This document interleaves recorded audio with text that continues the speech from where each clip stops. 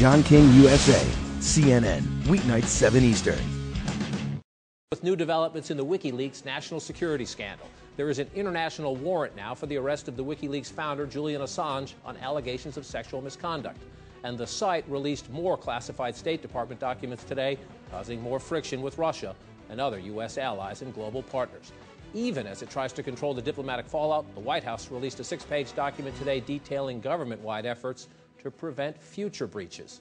Among those actions, the State Department is now blocking access to its secrets from the Pentagon-run network an Army private is suspected of using to download more than 1 million pages of classified Defense and State Department documents. So are those new steps enough? And could this have been prevented in the first place? With us tonight, the top Pentagon spokesman, Jeff Morrell, as is the top State Department spokesman, P.J. Crowley. Gentlemen, welcome. I want to start with a simple fact. There is a lot of friction between your department, the State Department, and your department, the Pentagon, with people at the State Department in private conversations essentially saying this is your fault. Well, if I may, P.J., let me correct, first of all, your opening statement. This department, my department, the Defense Department, has not been cut off from accessing State Department cables. We are now accessing them through a different and, frankly, more restrictive, higher classification network, but we still have access to them. So I don't know that there is the finger-pointing that you allege going on. Oh, there is. Okay, I have to take your word for it. John, look, 20 years ago, Caspar Weinberger and George Shultz did not get along. Today, Secretary Clinton and Secretary Gates interact comfortably. They finish each other's sentences, and that flows down. So, the State Department is a different entity and a different organism than the Pentagon. But the fact is, on these global challenges, there's a whole of government effort, and we're working side by side with the State Department and the Pentagon every day. And a whole of government effort, I would point out, John, to get to the bottom of how we share information more securely. It's not just state and DOD work in this. As you saw and mentioned from the White House announcement today, this is an interagency whole of government effort. So we are bringing all the resources of the federal government to bear on this. Whole of government effort. The Defense Secretary, your boss, Mr. Gates, yesterday, Secretary Gates said he thinks we're about 60% of the problem solved so far. You have taken steps at the State Department that you think at least minimize the risk of this happening again. But I want you to listen to Pete Hoekstra, Republican congressman from Michigan, the top Republican on the Intelligence Committee, and he, frankly, doesn't seem to believe you. I still don't sense an urgency to fix the problem. I think that there are still other government databases that are out there that have similar types of materials that may be vulnerable to penetration or vulnerable to being downloaded by employees or by other individuals or organizations in a way that would damage American interest. Now, Pete Hoekstra has access to the intelligence, and if you listen to what he's saying there, he's saying it could be happening again right now. Let me pick up there. First of all, let's understand what happened here. Someone inside the United States government violated the trust and confidence placed in him. He downloaded material and passed it to people not authorized to have it. That is a crime. We're investigating that crime, and we're going to prosecute, those responsible. But also understand that remember, 9/11, the issue of connecting the dots, and in the aftermath, there was properly an effort to share information because in a country like Afghanistan, you've got soldiers working side by side with civilians. They need to be on the same page. That said, in light of what's happened here across the government, we are stepping back and saying, okay, we've shared information, but what can we learn from this? And we have taken aggressive steps, and we'll take more steps as we work through how to achieve that balance, how to share information but protect it at the same time. I think a question a lot of people ask, especially people who work in any environment where they use computers in a sensitive situation, is that when you were taking those necessary steps post 9/11, put more information out there so that more people could at least try to connect the dots and get a little heads up on what might be coming. Why did somebody forget, essentially, to put an alarm in place that if somebody was using a thumb drive or some other portable media device to download such a high volume of documents, there wouldn't somehow be an alarm that went off and said, we have a problem? John, this is not a static security situation. We are constantly evolving and developing new mechanisms by which to safeguard our networks. Now, I understand Representative Hoekstra's concerns, but for him to say that there is not a sense of urgency within my department, within his department, within the United States government is just simply not accurate. The very highest levels of all these departments are focused on this. And it's not as if we've been focused on it today. With all due respect to my friend Wolf Blitzer, who seems to suggest that all of a sudden today we're focused on this. Nonsense. Since we were first done wrong by these guys back in July, we have been taking efforts to very much beef up and fortify our networks. You know, no longer, as you mentioned, can you write onto removable media.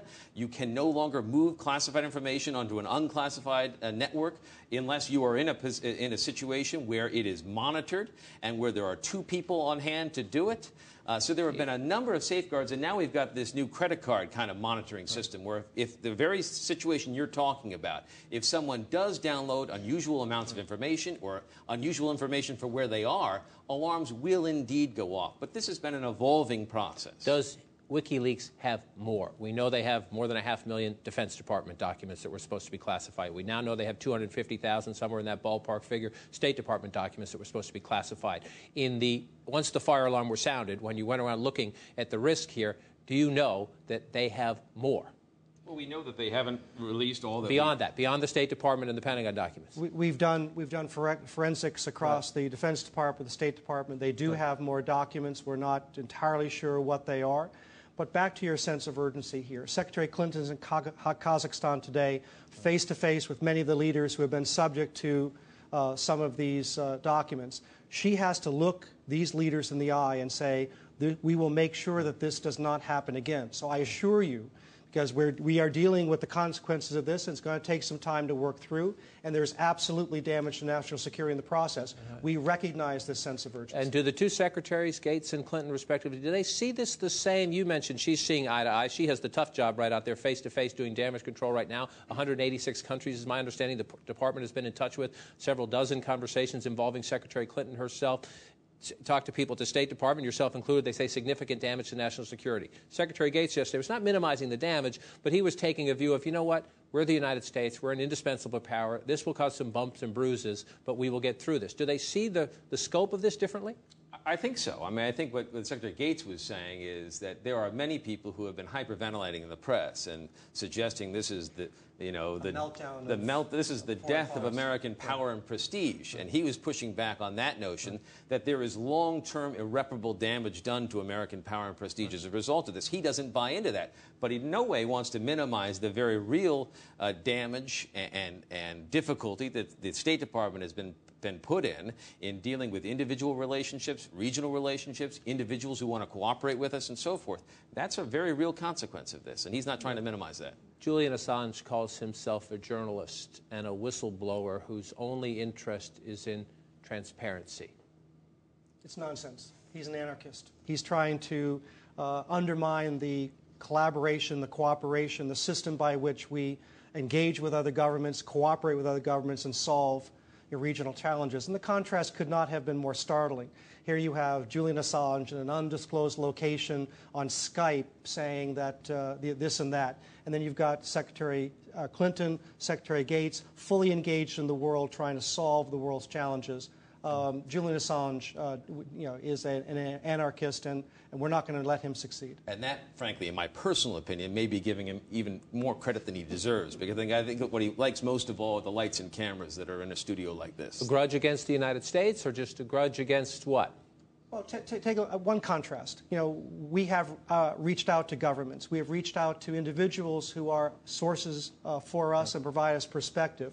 We're going to help them. We are talking to the media and making sure that they understand if this name gets out, this person's life can be at risk. Julian Assange had no regard for life when he's put out these documents. And we're going to protect our sources. We're going to protect our interests. We're going to engage the countries of the world. We're going to resolve this. We're going to talk in a minute with some law enforcement pros, legal pros, about the international manhunt for him. But is there anything the State Department can do? You can track Americans, obviously, when they move with their passports around the world. But you have embassies and consulates and other assets around the world. Is there anything the State Department can do, or anything the Defense Department can do with its significant resources to help Interpol and others find out where he is? we're a nation of laws, first and foremost, so there needs to be a legal rationale for doing so. There is an investigation underway, as PJ mentioned, led by the Department of Justice. I think you saw from Attorney General Holder that this is receiving the very highest level of attention within the Department of Justice. I think we're both confident in our respective organizations that they are going to hold the people who are responsible for this accountable, including, if necessary, Julian Assange, which seems to run an organization that solicits, induces, may even seduce people to leak classified information. And it's not just our interests that are at stake here, the interests of other countries, so our laws will apply them as we should, and I'm sure other countries do the same. PJ Crowley, Jeff Morrell, appreciate your coming. We should make this a regular.